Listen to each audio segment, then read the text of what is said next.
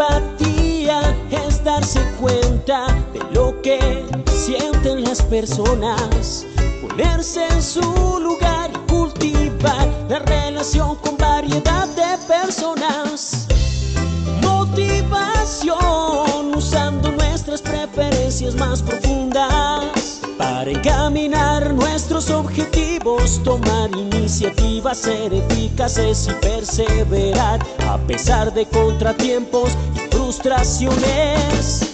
Habilidades sociales, emociones con buenas relaciones, interactuar fluidamente con habilidad para persuadir, dirigir, negociar y resolver conflictos, cooperar, trabajo en equipo. Todos tenemos dos mentes, una que piensa y otra que siente. La inteligencia emocional es la capacidad de controlar y regular los sentimientos propios y de los demás. Recuerda, usar la inteligencia emocional asegura un buen clima laboral.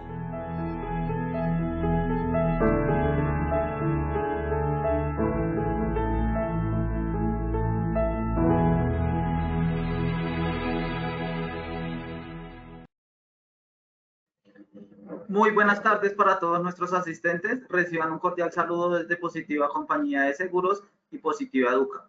Soy Oscar Conde, quien los acompañará como moderador el día de hoy con la acción educativa de la Comunidad Nacional de Conocimiento en Neuroseguridad aplicada en prevención de riesgos laborales, con la temática titulada Sección 1, las neurociencias aplicadas a los procesos de formación y neuroaprendizaje. Para dar inicio, damos la bienvenida a nuestro experto del día de hoy, el doctor Efraín Butrón Palacio. Él es médico especialista en medicina del trabajo, médico especialista en gerencia en organizaciones, coach neurocognitivo internacional certificado en neurolingüística, consultor e investigador de las neurociencias cognitivas aplicadas a la seguridad y salud laboral, conferencista nacional e internacional y docente universitario. Doctor Butrón, muy buenos días y bienvenido. Gracias, Oscar. Un saludo a la directiva de la Compañía Positiva de Seguros y a ustedes que se encuentran en el panel de control. Y vamos a iniciar nuestra primera conferencia del mes de marzo, ¿sí? Y en la ruta del conocimiento, esto es lo que tenemos, son 10 conferencias en el año 2024. Nuestra conferencia es Sesión 1, las neurociencias aplicadas a los procesos de formación y neuroaprendizaje. Antes de comenzar, Oscar, tengo 3 preguntitas que tengo que hacerle a la audiencia aquí conectada con nosotros. Por favor, procedemos a estas 3 preguntas para hacer un pretest y al final vemos y hacemos el post-test para ver cómo nos fue. Gracias, Oscar. Sigue, por favor. Muchas gracias, doctor. Vamos a iniciar con el sondeo. Les recuerdo a nuestros participantes que el sondeo se realiza 2 veces a lo largo del evento. Uno lo realizamos al iniciar y otro al finalizar. El objetivo del sondeo inicial es conocer con qué conocimientos llegan nuestros participantes a esta acción educativa. Y el objetivo del sondeo final es saber qué conocimientos adquirimos a lo largo de nuestro evento. Dando a conocer el objetivo del sondeo, iniciamos con la primera pregunta. La neuroplasticidad es la base para el aprendizaje y la conducta. A falso, B verdadero. 15 a nuestros asistentes para que puedan seleccionar la opción que consideren correcta. Estos son los resultados de nuestra primera pregunta del sondeo inicial. A falso 13%, B verdadero 88%. Continuamos con nuestra segunda pregunta. Son pilares del neuroaprendizaje. A, flexibilidad, motivación y monitoreo. B, motivación, atención, memoria a corto plazo. C, inhibición, atención y memoria. D, todas las anteriores. E, ninguna de las anteriores. 15 segundos a nuestros asistentes para que puedan responder la opción que consideren correcta. Estos son los resultados de nuestra segunda pregunta. A, flexibilidad, motivación y monitoreo, 19%. B, motivación, atención, memoria a corto plazo, 8%. C, inhibición, atención y memoria, 3%. D, todas las anteriores, 68%. Y E, ninguna de las anteriores, 2%. Continuamos con nuestra tercera y última pregunta de nuestro sondeo inicial. La dopamina es un neurotransmisor muy importante en el neuroaprendizaje. A, falso, B, verdadero. 15 segundos a nuestros asistentes para que puedan seleccionar la opción que consideren correcta. Estos son los resultados de nuestra tercera y última pregunta de nuestro sondeo inicial. A, falso, 24%, B, verdadero, 76%. Conociendo así los resultados de nuestro sondeo inicial, le damos paso a nuestro experto, el doctor Butrón. Ok. Gracias, Oscar, por estas preguntas. Bueno, esta es nuestra frase del día de hoy. Es una frase de Lao Tse, un filósofo chino hace más de 2000 años, él decía. Y aplica esta frase para lo que estamos empezando este ciclo de neurociencias aplicada a la seguridad, neuroseguridad, que es la comunidad nuestra. Él decía, el que conoce lo exterior, lo de afuera, es un erudito. Quien se conoce a sí mismo es sabio. Quien conquista a los demás es poderoso, mientras quien se conquista a sí mismo es invencible. Es una fase importante para que a través de la neurociencia empezamos a conocer cómo funciona el cerebro de ustedes para poder liderar al cerebro de las demás personas, en este caso del equipo, y que conozcan cómo son los procesos neurocognitivos para el aprendizaje, la memoria y la conducta a partir de ese aprendizaje. El objetivo es conocer cómo las neurociencias sí explican los procesos de formación y neuroaprendizaje. Eso es lo que vamos a ver el objetivo de hoy. Y el objetivo específico es conocer cómo ese proceso de información que entra al cerebro, ¿sí? Organiza la información, la guarda e interpreta el significado de lo que están ustedes viendo y cómo se guarda. El segundo objetivo específico es que ustedes conozcan los pilares del neuroaprendizaje para el proceso de memoria. Hay una diapositiva que la vamos a presentar. Esta fue la segunda pregunta que hicimos, cuáles son los pilares. Y el tercer objetivo es conocer los sistemas atencionales y de memoria que están inmersos en el proceso de aprendizaje. Esta es nuestra conferencia y el temario. Vamos a ver la parte 1, el neuroaprendizaje. ¿Qué es el neuroaprendizaje? La parte 2, cómo funciona el cerebro, la parte importante de las partes del cerebro que entran en el proceso de aprendizaje, qué es la neuroplasticidad y por qué Eric Kandel gana el Premio Nobel de Medicina en el año 2000, los pilares del neuroaprendizaje y las etapas, que ustedes vean cuáles son las etapas del proceso del neuroaprendizaje, de etapa 1 hasta la etapa 5, cuáles son las emociones en el aula, como el primer pilar es la motivación, el segundo pilar es la atención, los sistemas atencionales, y el tercer pilar es el sistema de memoria a corto plazo. Okay. Para esto es importante tener datos, ¿cierto? Un dato es que nosotros, esa es una neurona la que se encuentra ahí, y nosotros tenemos de 80.000 a 100.000 millones de neuronas.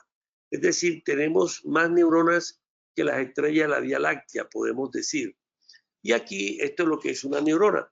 En la parte de la izquierda marroncita ven que una neurona tiene su cuerpo celular y de ese cuerpo celular salen como unas espinitas que se llaman dendritas. Y de ese cuerpo celular, aparte de las dendritas, sale una estructura como un rabito que se llama axón. Ese axón está compuesto, recubierto por una vaina de mielina y por ahí donde se transmite la electricidad. Las neuronas, el cerebro de nosotros es un globo como si fuera eléctrico, un globo de electricidad, y lo que se transmiten de neurona a neurona son impulsos a través del axón y se forma la sinapsis como la ven ustedes en la figura de la rosada de la izquierda. Entonces del axón salen esos botones sinápticos y conectan eléctricamente y químicamente con neurotransmisores con la dendrita de la segunda neurona. En la parte de la derecha vemos, para que ustedes vean el punto 1, la corteza cerebral. La corteza es el cerebro que piensa, el pensamiento consciente y el lenguaje. Y otra estructura que necesitamos importante en el proceso de aprendizaje es el hipocampo. El hipocampo es el que almacena la memoria del cerebro, ¿sí? Almacena, o sea, el rendimiento depende de nuevas neuronas que se formen en él, ¿sí? Entonces, en el hipocampo se pueden formar nuevas neuronas a medida que vamos aprendiendo. Ya le expliqué las vainas de mielina, que es el químico que está entre los axones para que la corriente eléctrica pase más rápido. Y al final, vean ustedes los botones sinápticos. O sea, al final del axón, por donde pasa la corriente eléctrica, el estímulo eléctrico, tenemos los botones sinápticos. Y en esos botones es donde está un químico, que este químico es el neurotransmisor. El neurotransmisor más importante para los procesos de aprendizaje, apréndanselo, es la dopamina. La dopamina es la que lleva al cerebro a motivarse hacia algo. En este caso, aquí hay más de 200 personas que están conectadas, están motivadas a escuchar esta conferencia. Es decir, que ellos generaron dopamina en su cerebro y esa dopamina los motivó a aprender el computador y está aquí desde las 2 de la tarde. Y ahí vemos el núcleo de la célula en azul y las dendritas. Esa es la comunicación de neuronas. Y una neurona, ¿cuántas neuronas realizan cuántas conexiones? Una neurona realiza 10.000 conexiones, o sea, son 10.000 conexiones con otras neuronas. Y así se arman las 100.000 millones de neuronas. Aquí está la sinapsis, veanlo ahí en cuarta dimensión. Lo que está violeta es una neurona, lo que está color amarillo es el axón. Y del axón salen los botones sinápticos, ¿sí? Y se comunican con la dendrita, la otra neurona, y la otra neurona tiene axón y hace la comunicación. Esto es lo que llamamos a nosotros sinapsis neuronales. ¿Cómo surge el término de neurociencias? ¿Y cómo surge el término ya de neurociencia cognitiva? El que usted ve a la derecha es un neurocientífico de Estados Unidos, de la Universidad de Harvard y otras universidades, profesor, él se llama Michel Gazzaniga, y el que está a la izquierda es George Miller. Michel es un neurocientífico en neurociencias y a él lo invitaron a la Universidad de Nueva York en el año 1976, como está en el calendario, a dictar una conferencia en neurociencias. Y coincidencialmente, la conferencia que seguía en la Universidad de Nueva York era la de George Miller, que se llamaba Psicología Cognitiva. Hoy en día, el proceso cognitivo es una rama, ¿sí?, de la psicología, así como hay psicología clínica, psicología educativa, psicología en las ventas, en el marketing. Acá hay la psicología cognitiva, es decir, cómo se procesa la información, ¿sí? Entonces, George Miller y Michel Gazzaniga, después que ellos terminan la conferencia en Nueva York, ellos dicen, mira, tú estás hablando de psicología cognitiva y yo estoy hablando de neurociencia. ¿Por qué no unimos las dos disciplinas y ponemos un solo nombre? Porque lo que tú estás diciendo es tan parecido a lo que estoy diciendo yo, pero lo mío es neurociencia. Pero lo mío tiene componente cognitivo porque eso es lo que hace. Y se une el conocimiento en el año 76 y sale el conocimiento, el significado de la neurociencia cognitiva. O sea, ¿qué significaba neurociencia? Es hecha por estos dos autores. Bueno, pero la pregunta es, ¿estamos nosotros cómo llevamos a cabo el proceso de aprendizaje, cierto? Entonces ustedes ven ahí el planeta Tierra y nosotros en ese planeta Tierra, y estamos aquí ahora mismo, yo por lo menos me encuentro en Bogotá, Colombia, hay muchas personas que están en diferentes de las 32 ciudades que conforman en Colombia, pero estoy seguro que hay gente que está de México, de Perú, de Argentina. Entonces, en este planeta estamos sumergidos en una información que es externa, que la recibimos del medio externo, ¿sí? Por lo menos yo ahora estoy sentado acá en una oficina y estoy recibiendo información de mi computador, estoy recibiendo información de lo que está aquí al lado y información con mis manos que la tengo puesta en el escritorio. Esta información es información externa, ¿sí? O ahora mismo tengo un paisaje y miro de vez en cuando el paisaje y miro acá para mirar el paisaje y miro también al computador, al PC. Y entonces es información externa, pero yo también tengo aquí información interna guardada, que son los pensamientos internos, ¿sí?, de tipo no consciente que están ahí, o emociones que tengo, o percepciones internas. Entonces nosotros vivimos sumergidos en ese universo, en esa información interna externa. Esa información cuando llega, mire la bolita de toda esa información que está llegando, le está llegando información del celular, le está llegando información de Facebook, le está llegando información de Instagram, de TikTok, y le está llegando información si está en una carretera, están viendo las diferentes comunicaciones en la carretera. Entonces, toda esa información la organizamos, y esa información la organizamos ¿con qué fin? Con el fin de dar un significado. Pero la pregunta es, ¿cómo damos el significado en el cerebro? De lo que ustedes están aprendiendo, están dando significado a medida que yo voy pasando la diapositiva. ¿Cómo se realiza ese proceso neurocognitivo de construcción de esos significados? Entonces, por sistemas, esa construcción de significados se da por unos sistemas que tenemos nosotros que frente a esa información tienen sensores que la detectan, que en este caso son los órganos de los sentidos, ¿cierto? La parte visual, la parte auditiva, todo se hace la percepción visual auditiva, táctil, olfato, gusto, para detectarla. Pero hay un subsistema que la procesa, hace todo un procesamiento en todas esas neuronas, ¿sí? Y da un significado.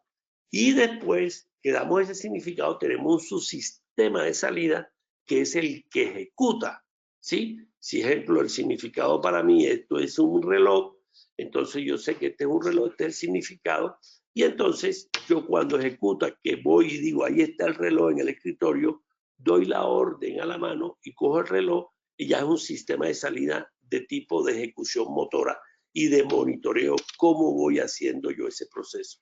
Y el otro sistema es el de realimentación, el de ver cómo me fue yo a mí con ese proceso, y me realimento si cometí un error, una frustración, o si estoy haciendo un trabajo bien hecho. Estos sistemas que están buscando toda esa información están en todos los niveles de ¿quién? Del sistema nervioso. Ahí ven ustedes todo lo rojo en la parte del sistema nervioso que está en la bóveda craneana, que todo eso es el cerebro, y de ahí sale la médula espinal, como si fuera un canal de comunicación eléctrica, y de la médula espinal salen los diferentes nervios raquídeos. Entonces, esos sistemas de percepción están difundidos en todo el sistema nervioso, en las células de las neuronas y de otros tejidos que le estamos mandando información, o en los órganos como el estómago, como el intestino grueso, el intestino delgado, o los tejidos, en este caso el tejido neuronal y otros tejidos importantes. Entonces, ¿cómo se inicia el proceso intelectivo para construir conocimiento o construir significado? Ahí está.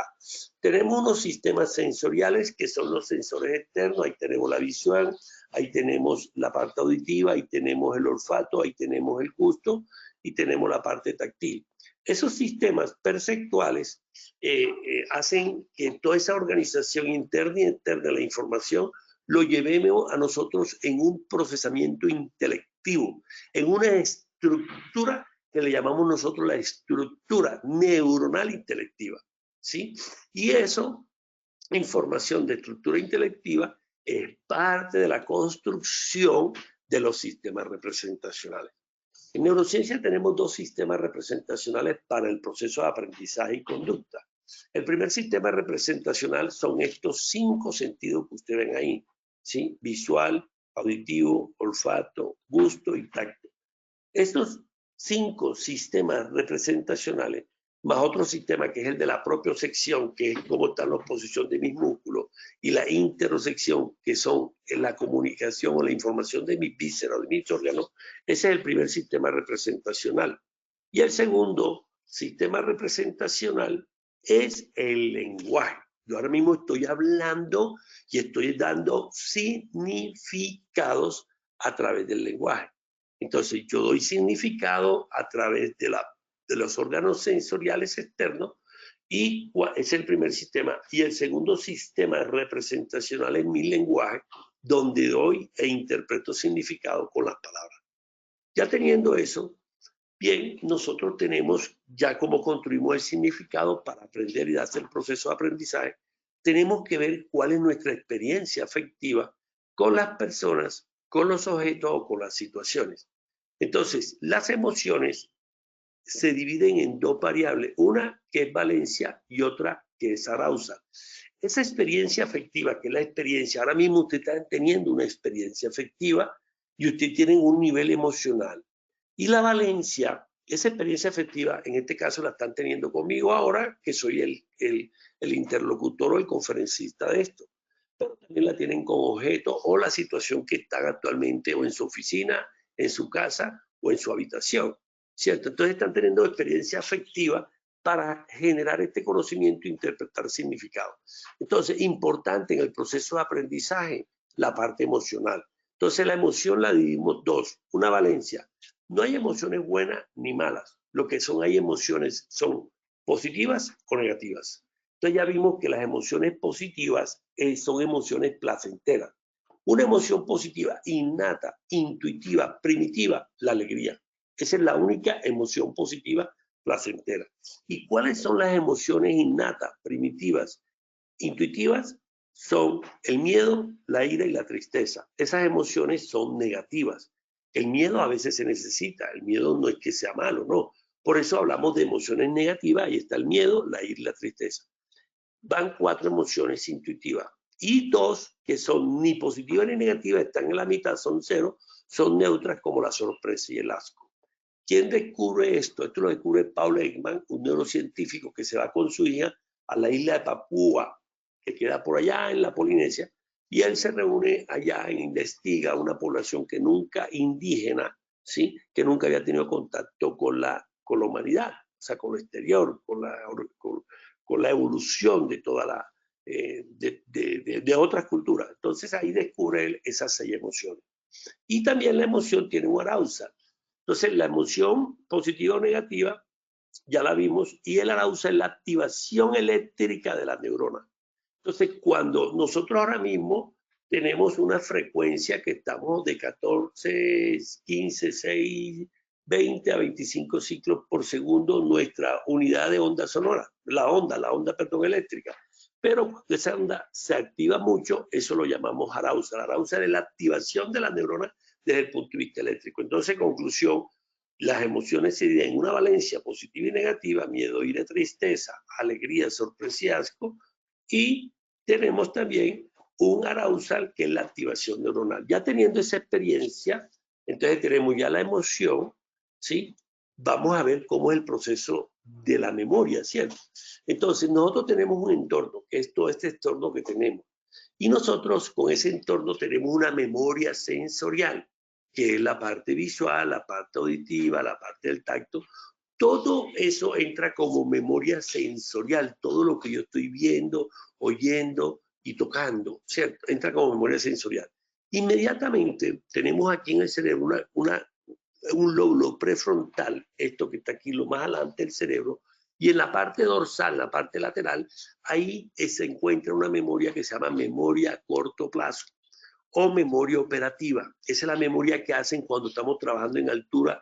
El tipo está trabajando en altura, subiendo la escalera y está en tensión de 10.000, 5.000, etcétera, voltios. Esa memoria es operativa, la que él tiene.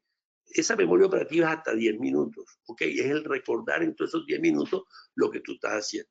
Y esa memoria operativa que es de corto plazo pasa a una memoria a largo plazo, que es la que va a llegar allá al hipocampo, que es el que guarda todos los recuerdos que vamos guardando de corto plazo a largo plazo, y que ahí están guardados todos los recuerdos de su infancia, todas las creencias, todos los procesos de estructura intelectual cognitiva están guardados ahí. Y esa memoria sensorial, operativa y de largo plazo, miren en punto suspensivo, termina en una memoria emocional, ¿sí? O sea, la memoria emocional, lo que le dije, es la experiencia afectiva que vivimos con la situación, con las personas. O sea, esa memoria emocional son los detalles asociados al evento, a la situación, y detalles asociados a la valencia. Si la emoción fue positiva, es alegría y guardo mejor la información. Si la valencia está activada, el arousal está activada y no está inactivo, que estoy en fatiga, esté dormida, el arousal está bajo. Pero si yo estoy un poquito activado porque estoy motivado, entonces se da un arousal positivo para que guardemos mejor en esa memoria emocional. Entonces la memoria emocional interviene en todas las etapas y tipos de memoria, pero la memoria a largo plazo se divide en dos. Una memoria que es consciente, que le llamamos declarativa, consciente o explícita, y se divide en dos. Perdón, esa declarativa es consciente y otra que se llama no declarativa, esa es inconsciente implícita. Y la declarativa se divide en dos, una que es episódica y otra que es semántica, ¿sí? ¿Qué es la memoria episódica?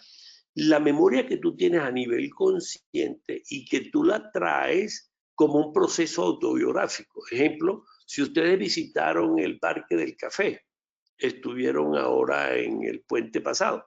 Entonces, cuando ustedes empiezan a recordar todo lo que hicieron en el Parque del Café, que estuvieron viendo los animales, que estuvieron viendo lo de Panaca, y empiezan a recordar el día que llegaron, el día que entraron a Panaca, el día que estuvieron en los juegos de la montaña rusa, etcétera. Esa memoria es episódica, autobiográfica, consciente, porque ustedes empiezan a recordar en forma consciente.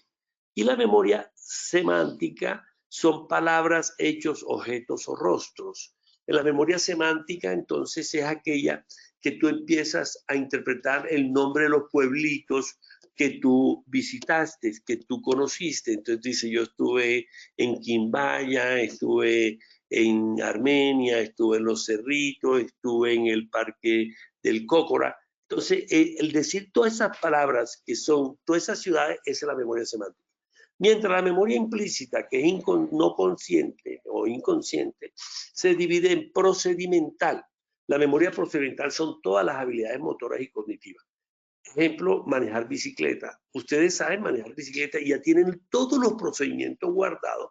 Esa memoria se llama memoria de procedimiento.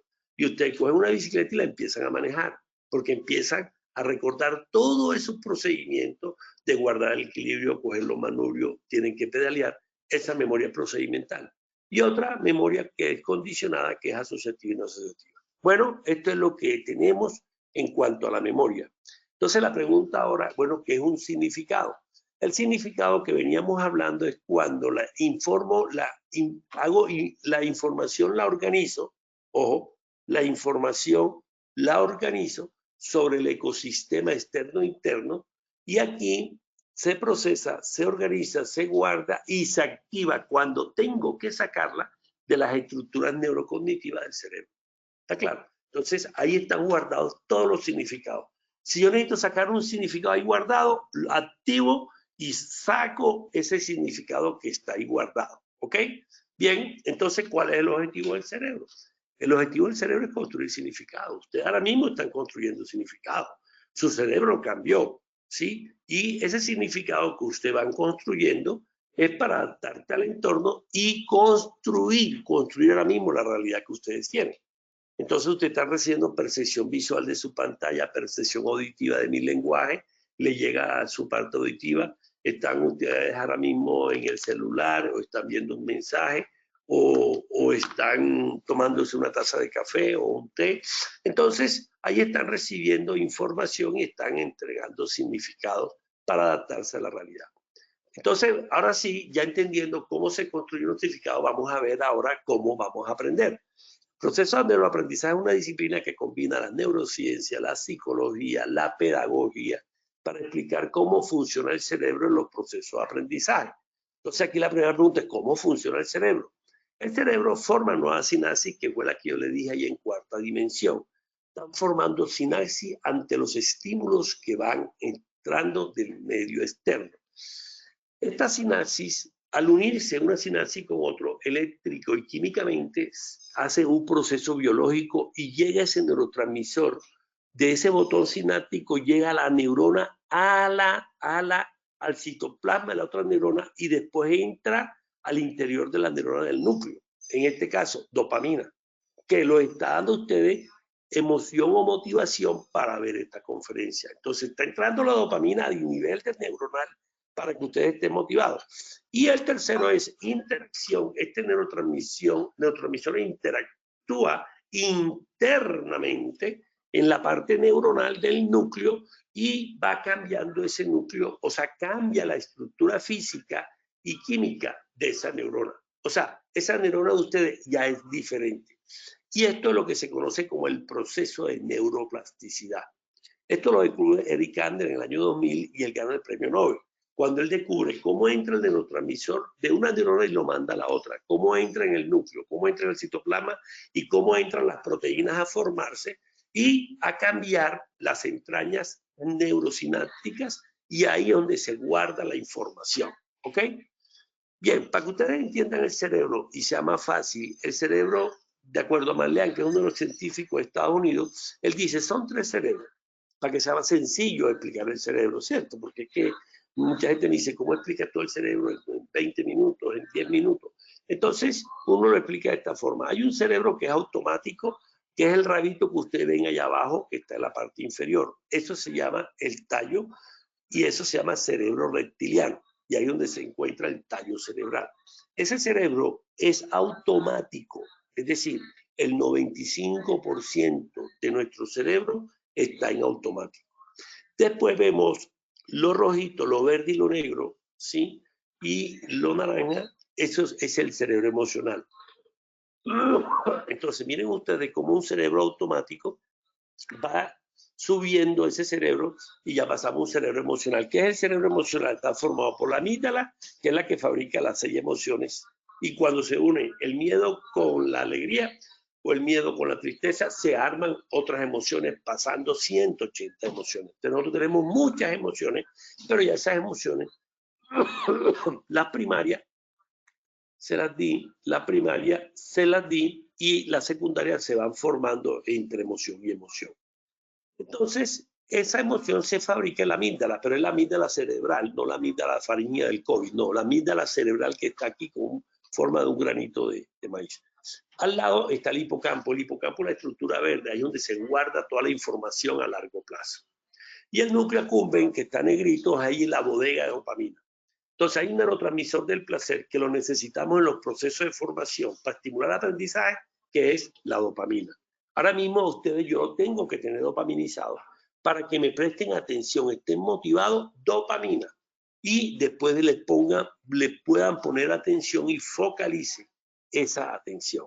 Entonces el núcleo accumbens guarda la dopamina y se la manda ¿a quién? A esta estructura que es toda la corteza cerebral, pero dentro de la corteza cerebral, que es toda la masa rugosa que ven ahí, hay una azulita que se llama la corteza prefrontal y esta es el CEO del cerebro, ese es el gerente, el ingeniero y el que toma la decisión consciente. Entonces el núcleo accumbens le manda dopamina a la corteza prefrontal para que la corteza prefrontal tome decisiones. ¿Cuál es parte de la decisión? El hecho que usted tenga acá. Porque le mandaron dopamina a la corteza cerebral, en este caso la prefrontal, le dice, necesito escuchar esa conferencia a las 2 de la tarde. Y llegaste a la meta, y esa es la meta. Bueno, esta es la neuroplasticidad de Kandel, gana el premio Nobel, ya lo expliqué. Este es una neurona con la otra, ven las bolitas rojas, esas son los neurotransmisores. Neurotransmisores del placer, dopamina, de la felicidad, serotonina, y de la empatía, de los abrazos, de los saludos, la oxitocina.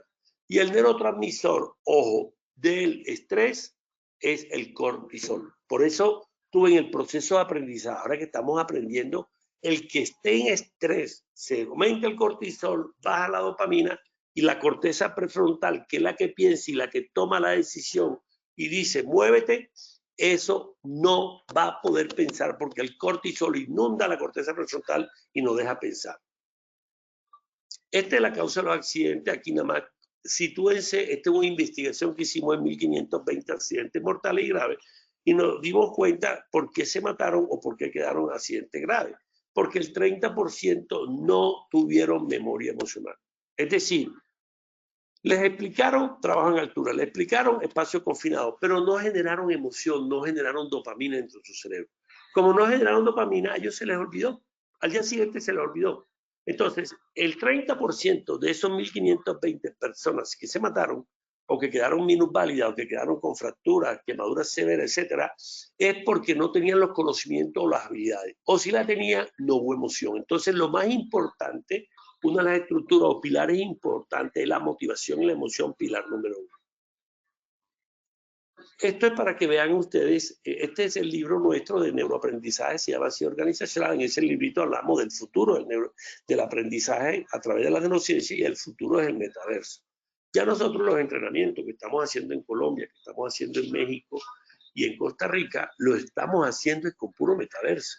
¿Por qué? Porque ahora les explico por cómo funciona el metaverso en el cerebro. Entonces, lo que nosotros llevamos es colocar ese chip de ese libro, de ese procedimiento de tarea crítica, en este caso altura, confinado, eléctrico, o espacio en caliente o máquina amarilla, llevar ese procedimiento que sea corto, conciso y en positivo al cerebro. Eso lo estamos haciendo con metaverso. Estos son los tres pilares, ¿cierto? Los tres pilares, bueno, ahí hice 4, el último es la competencia. Y pregunta del examen, ¿cuáles son los tres pilares básicos? Primero, motivación. Después que tú motivas, mandas del núcleo accumbens la dopamina a la corteza prefrontal, la corteza prefrontal dice, presto atención. Y en ese momento presto la atención a través de una parte del corteza prefrontal que entra el órbito frontal. Y después que ya yo presto atención, que tengo dopamina y estoy prestando y estoy focalizando en la diapositiva que está presentando el doctor Butrón, hago la memoria a corto plazo, que fue la que le presenté allá. Entonces, la memoria a corto plazo es esta memoria que tenemos hasta 10 minutos y vamos memorizando, cada 10 minutos vamos memorizando. Entonces, ¿cuáles son los tres pilares? Primero, motivación con dopamina. Segundo, atención con la corteza prefrontal, específicamente el órbito frontal, que está aquí en la órbita y en la frente.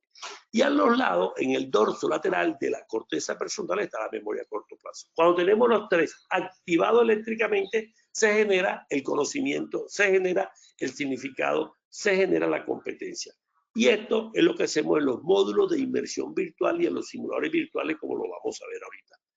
Este es, por favor, para poner en la diapositiva, ingeniero del máster, me coloca el video. Este es un simulador. El video.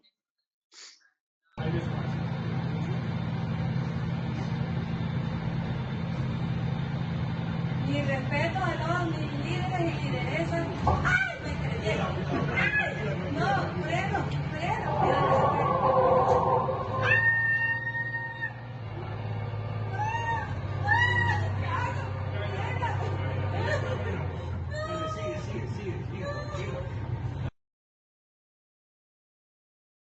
Entonces, en este orden de ideas, el neuroaprendizaje organizacional, cómo aplicar la neurociencia en la gestión del conocimiento, nosotros tenemos estas etapas del neuroaprendizaje. La etapa 1, la etapa inconsciente, es de incompetente, o sea, no tienes conciencia del riesgo, en este caso trabaja en altura, y no eres competente, o sea, no tienes competencia y eres ciego. La etapa 2, eres consciente y eres incompetente, o sea, eres ignorante. Entonces, cuando hacemos nosotros el metaverso, la realidad virtual, lo que tratamos de llevar es el conocimiento con andragogía. ¿Por qué? Porque el adulto aprende es con emoción, el adulto aprende con motivación. Entonces, para evitar el aburrimiento, lo que nosotros presentamos ahí es una pantalla de simulación virtual y llevamos 4 emociones, que es la curiosidad, la admiración, la seguridad y la alegría. Se llama CASA. CASA es C de curiosidad, A de admiración, S de seguridad y A de alegría. Entonces, cuando llevamos esas 4 emociones, Doctor, ahí, ¿sí? es que no vemos su cámara, por favor, ¿la podría prender? Entonces, les decía que cuando nosotros llevamos curiosidad, admiración, seguridad y alegría, ahí llevamos 4 emociones y eso lo llevamos con el metaverso, ¿ok?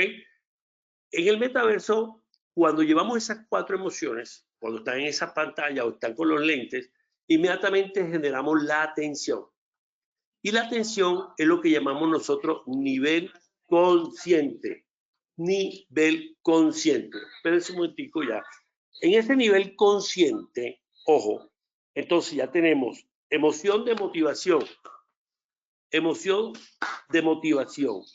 Llevamos la atención y inmediatamente metemos la de corto plazo.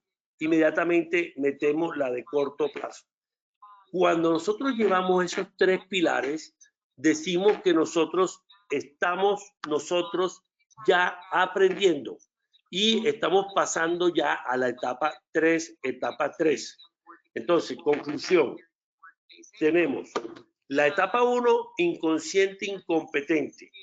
La etapa 2 ya es consciente porque generé el proceso atencional, pero todavía es incompetente. Cuando ya le meto la parte, cuando ya le meto la parte de la memoria a corto plazo, ya decimos nosotros, ya eres consciente y eres capacitado, eres competente, pero eres a un nivel principiante, porque ya el metaverso ingresó en ti, tienes atención, memoria a corto plazo, pero ahora necesitamos que empieces a practicar y a practicar el trabajo en altura. Ese practicar y practicar en trabajo de altura lo hacen los ganglios basales, Entonces, este ganglio basal, ¿qué es lo que hacen? El repetir y el repetir y el repetir. Y cuando repetimos y repetimos y repetimos, ya quitamos el nivel consciente y establecemos ya un nivel competente, como si estuviéramos aprendiendo bicicleta, ¿cierto? Entonces ya nosotros pasamos a una parte procedimental de los ganglios basales, somos inconscientes, pero somos competentes, eso ya entramos en automático y ese es el nuevo hábito que es la competencia. Bueno, eso es lo que nosotros tenemos como etapa de aprendizaje, que eso lo logramos con simulación virtual. Al final le voy a colocar una pirámide para que ustedes vean cómo entran los procesos de acuerdo a las percepciones y a la información externa, y ahí van a entender bien con la pirámide de Dale. Los enemigos del aprendizaje, uno es el aburrimiento y otro es la ansiedad. El aburrimiento es porque no hay motivación, Y la ansiedad es que demasiada ansiedad puede llegar a un proceso de fatiga. En conclusión, en la ansiedad hay aumento del cortisol, estamos en estrés y podemos terminar en fatiga. Y el otro es el aburrimiento, quiere decir que ahí no hay dopamina. O sea, no hay dopamina ni hay cortisol, te aburres y no estás motivado. Si no estás motivado, no existe dopamina y ese es el primer pilar, la motivación del aprendizaje. Estas son las emociones en el aula que yo les comenté, que nosotros, la primer pilar se llama emoción, motivación, que es la curiosidad, la admiración, la seguridad y la alegría. Sin eso no se lleva a cabo el proceso inicial de aprendizaje. Entonces, definamos qué es una emoción. Definamos qué es una emoción. La emoción son un conjunto de cambios que se producen en el cuerpo de la persona. Es inducido por los terminales de las neuronas situadas en los diferentes órganos del cuerpo. Es decir, nosotros en todo el cuerpo tenemos una cantidad de ramificaciones, ¿sí? Una cantidad de ramificaciones, y esas ramificaciones, por ahí pasan los neuropéptidos, y por eso cuando nosotros sentimos miedo, el corazón se nos quiere salir, la piel de gallina se nos coloca, porque ahí se eliminan una cantidad de neuropéptidos. Entonces, la emoción, ¿sí? Son esos cambios inducidos a las terminales de neuronas en los diferentes órganos del cuerpo y que están controladas por determinadas áreas del sistema cerebral, las cuales responden al pensamiento del sujeto. El pensamiento del sujeto es: tengo miedo, se detengan neuropéptidos y empiezo a palpitar. Ok, eso en cuanto a la emoción. Entonces, nosotros tenemos 4 competencias emocionales. Una competencia que percibo la emoción, miren a mano izquierda, o sea, a mano izquierda son las que están en ti, yo percibo. La segunda es que las manejo, las regulo, la controlo. Ejemplo, si yo tengo miedo, yo tengo que regular ese miedo, tengo que regular y controlar ese miedo. Cuando yo percibo el miedo y manejo ese miedo de un terror o terrorífico, algo terrorífico, lo voy bajando y voy bajando. Ejemplo, lo terrorífico está en 10 y lo voy bajando, 9, 8, hasta llevarlo a 3. Ya 3 es como si fuera una angustia. Eso se llama regulación. Entonces es importante la emoción que percibo y manejo en mí. Y en los demás, yo comprendo. La tercera competencia, la primera es percibo, la segunda manejo, la tercera es que comprendo la emoción de los demás y ahí entra un proceso neurocognitivo que es la empatía. Entonces, es parte importante entre el instructor y la persona que está recibiendo la capacitación que haya empatía, que haya admiración entre el instructor y la otra persona.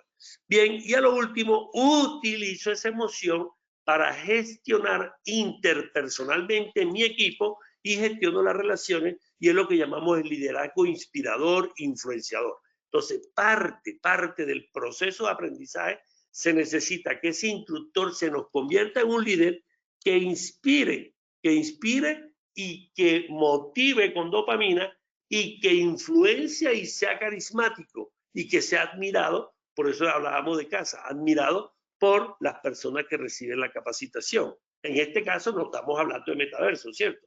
Pero si estamos con metaverso allá al lado, debe haber un líder que lo está guiando en el trabajo de altura. Bueno, ya teniendo esto es lo que vimos a memoria a largo plazo. Ellos son los que la descubren. Atkinson Chiffre en la Universidad de Harvard en el año 68. Es la información de forma prolongada, ¿ok? Y esta es la semántica del episodio que ya la vimos. Esta es la memoria a corto plazo, la descubre Baddeley y Hitchens en un artículo de la universidad. Es nuestra memoria operativa, que es la memoria que ustedes están cogiendo ahora y captando de estas diapositivas y de lo que yo estoy diciendo para llevarla a corto plazo y guardarla en su estructura neurocognitiva. Esta es la plasticidad neuronal, ya le dije Eric Kandel. Eric Kandel lo que descubrió fue todo esto que dije: cuando entra la dopamina, entra el núcleo de la cédula, se arman nuevas proteínas y se arman nuevas sinapsis. La unión de toda esa sinapsis, eso es lo que es la neuroplasticidad cerebral. Por eso hay una frase de un premio Nobel que dice: sea usted el arquitecto de su propio cerebro, porque somos nosotros los que podemos generar la neuroplasticidad a través de nuestro proceso emocional y de nuestro proceso motivacional.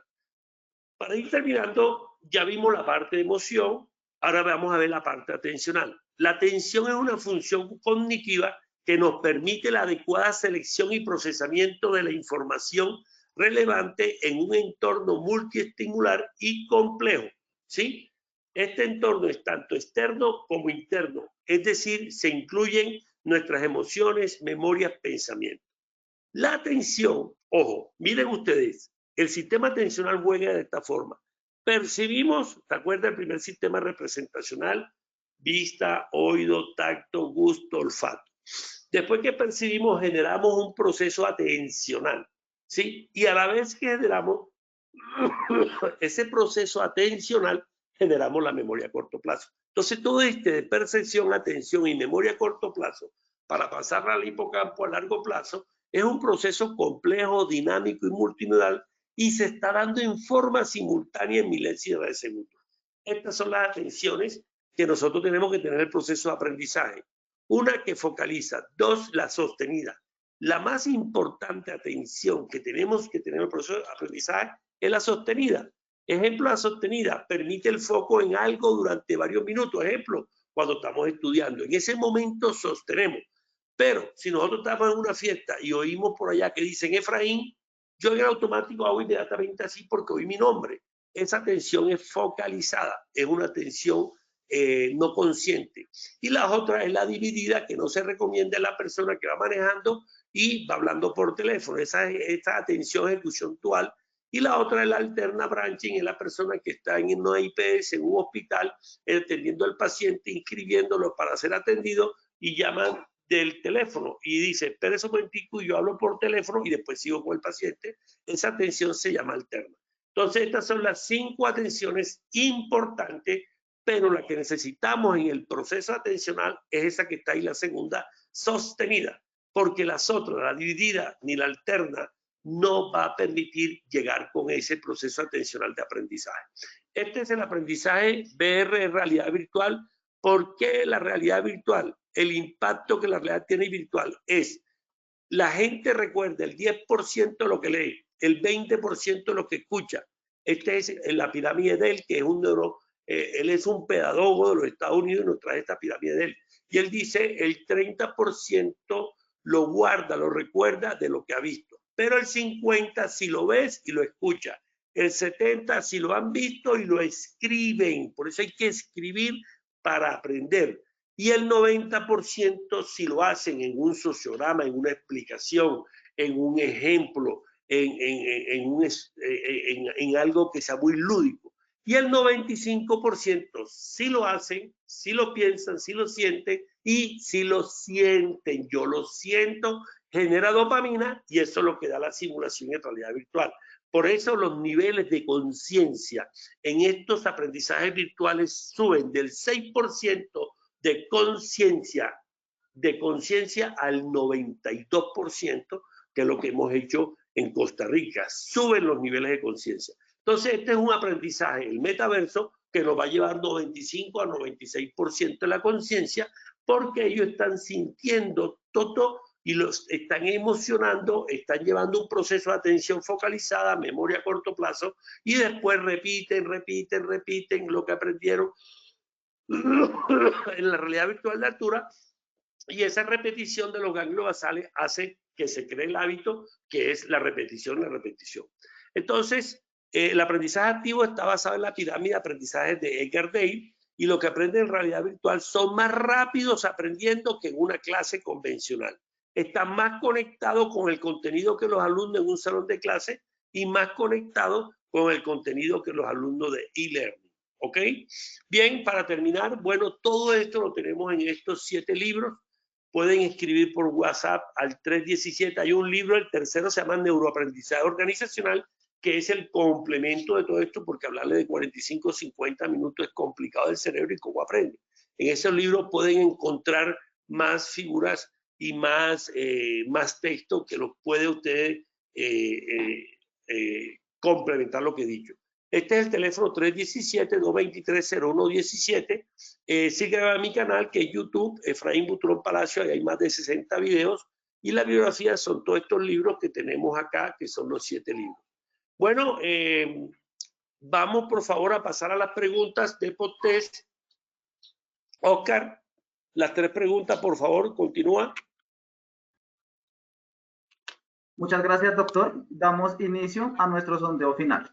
La primera pregunta es: la neuroplasticidad es la base para el aprendizaje y la conducta. A, falso, B, verdadero. 15 segundos a nuestros asistentes para que puedan seleccionar la opción que consideren correcta. Estos son los resultados de nuestra primera pregunta de nuestro sondeo final. A, falso, 8%, B, verdadero, 92%. Doctor, cuéntenos cómo nos fue con esta primera pregunta. Ok, cumplimos el objetivo del aprendizaje, pasamos de 88, es verdadero, de 88 a 92%. Estamos cumpliendo el objetivo. Por favor, sigue con la segunda pregunta, Oscar. Muchas gracias, doctor. Continuamos con nuestra segunda pregunta. Son pilares del neuroaprendizaje. A, flexibilidad, motivación y monitoreo. B, motivación, atención, memoria a corto plazo. C, inhibición, atención y memoria. D, todas las anteriores. E, ninguna de las anteriores. 15 segundos a nuestros asistentes. Estos son los resultados de nuestra segunda pregunta. A, flexibilidad, motivación y monitoreo, 8%. B, motivación, atención, memoria a corto plazo, 31%. C, inhibición, atención y memoria, 2%. D, todas las anteriores, 59%. Y E, ninguna de las anteriores, 0%. Cuéntenos, doctor, cómo nos fue con esta segunda pregunta. Ok, la respuesta es B. O sea, es lo que le dije, los 3 pilares de aprendizaje, puse los 3 círculos. Primero necesitamos motivación, después atención y después memoria a corto plazo. Pero está bien, cumplimos el objetivo. Teníamos antes un 8% y subimos a 31%. O sea, subimos 23 puntos. La última pregunta, por favor, Oscar. Muchas gracias, doctor. Continuamos con nuestra última pregunta. La dopamina es un neurotransmisor muy importante en el neuroaprendizaje. A, falso, B, verdadero. 15 segundos para nuestros asistentes para que puedan seleccionar la opción que consideren correcta. Estos son los resultados de nuestra tercera y última pregunta. A, falso, 8%, B, verdadero, 92%. Doctor, ¿cómo nos fue con esta última pregunta? Oscar, la respuesta es verdadero y pasamos de 76%, que era el pretest, a 92%. Es decir, subimos bastantes puntos, me voy contento este fin de semana, se cumplieron los objetivos y espero que ustedes conozcan los procesos de aprendizaje para que empiecen ustedes a captar significado y a guardarlo en el cerebro. Bueno, les deseo un feliz fin de semana. Muchas gracias, doctor Butrón, y muchas gracias por su intervención y por compartir con nosotros de esta acción educativa de su comunidad de conocimiento. Nos veremos en una próxima oportunidad. De igual forma, agradecemos a todos nuestros asistentes por su conectividad y participación. Los invitamos a conocer de nuestro Centro Virtual de Enseñanza y Aprendizaje, Posipedia, en www.posipedia.com.co.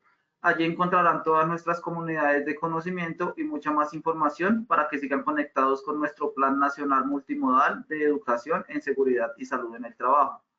También queremos invitarlos a descubrir todas las acciones educativas que tenemos para ustedes en www.posipediatalleresweb.com. Recuerden que el certificado de este evento web se generará para todos nuestros afiliados de 1 a 8 días hábiles después de terminada esta acción educativa. Y podrán acceder a él por medio de nuestro portal en Posipedia en la sección educativa. Los dejamos con el siguiente audio coaching. Que tengan muy buen día.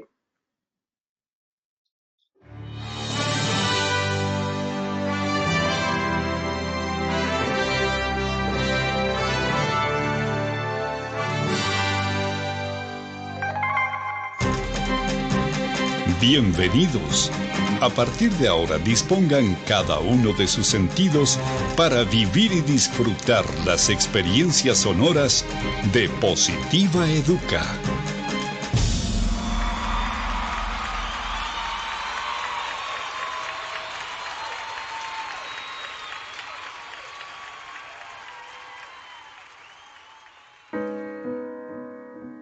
No sabes cuántos caminos tuve que recorrer y cuántos obstáculos debí superar para llegar hasta aquí y lograr ser parte de ti y que tú seas parte de mí. Muchos días de búsqueda, cansancio, desánimo, estrés, incluso lágrimas y hasta pérdida de la fe. Pero como en todo, siempre al final llega la recompensa. Aquí estoy ahora contigo y me siento tan feliz de que seamos uno solo. Prometo esforzarme para superar todas las expectativas de quienes me dieron la oportunidad de estar a tu lado. Para mí no bastará hacer lo máximo para mantenerte a mi lado siempre, porque estoy consciente de que si no soy yo quien cumple hasta la meta, habrá alguien mucho más interesado por estar contigo. Daré todo lo que esté a mi alcance para conocer y hacer del lugar donde compartimos los dos el mejor de los lugares. Me esforzaré por conocer cada vez más de ti y pondré todo de mi parte para que juntos podamos crecer, para que aquellos que me trajeron a ti se sientan a gusto de vernos juntos. Prometo estar pendiente de lo que necesites para hacerlo siempre a tiempo y así ser con quien puedas contar hasta el final. En lo posible, estaré atento de aprender más y más de ti. Haré por conocerte de la mejor manera, por si algún día necesitamos caminar juntos para llegar más arriba. En cuanto me sea posible, no pondré condiciones para pasar más tiempo contigo y ayudarte a solucionar algún impasse imprevisto. Seré amigo de aquellos que quieren lo mejor para ti, de tus mejores amigos y de quienes te rodean con buenas intenciones, para que juntos logremos las mejores cosas. Estoy orgulloso de ti, por todo lo que representas en mí y para mí. Mi familia también está feliz de que esté contigo. En cualquier lugar donde vaya o esté, hablaré de ti y de todas las cosas bonitas que aportas a mi vida. Créeme que trataré de ser lo mejor para los dos. No prometo dejar de cometer errores porque sé que de alguna manera sucederá. Sin embargo, quiero que tengas la certeza de que buscaré la excelencia de tu mano, pase lo que pase. Gracias por todo lo que me aportas a mí, a mi familia, a mi vida y por todo lo bueno que logro y lograré a tu lado y de tu mano. Siempre cuidaré de ti, mi querido trabajo. Trabajar con amor es parte del crecimiento, de la familia, de la vida y de todos. Colombia vive positiva.